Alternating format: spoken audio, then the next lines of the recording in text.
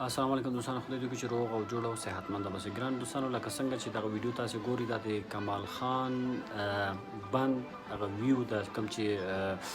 څو ورځې مخکې د ولسمشر اشرف غني له لورې افتتاح شوه، چې ګڼ شمېر چارواکي تللي وو هلته د بند افتتاح کړله. خو دغه بند چې کوم یو دی، د دې هغه ډیزاین او پلان هر څه دا چې کوم یو دی، دا نن د 50 کاله مخکې د دې ډیزاین هر څه ترسره شوی، خو تر اوسه پورې دغه د امنیتي مشکلاتو له لورې نه، یعنې زمونږ د هیواد انجینران تر اوسه نه وو توانېدلي چې هلته کار وکړي. خو د دې بند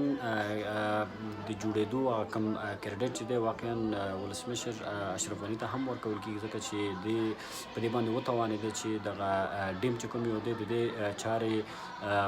په مکمل ډول په ډاډمنه توګه امنیتي تدابیرو په نیولو سره ترسره کړي. بل لازم دی خبرې ته چې په افغانستان کې دغسې ډیمونو د جوړولو لپاره چې دی ډېر زیات ضرورت دی، ځکه چې دلته مونږ ډېر زیات اوبه لرو، اوبه ډېر زیات دی،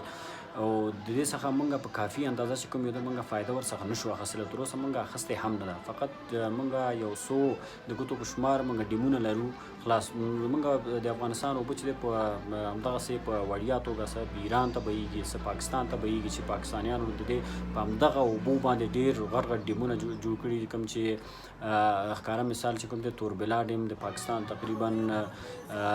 3100 میګاواټه برېښنا تولیدوي.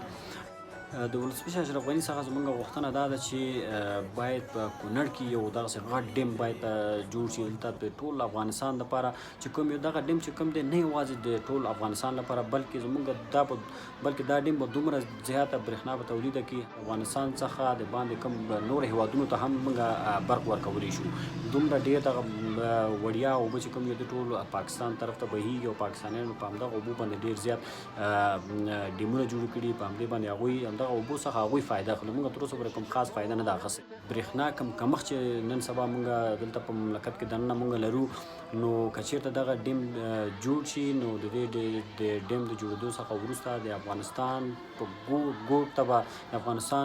ته به برېښنا ورسیږي. د افغانانو چې څومره هغه د برق څه مشکلات چې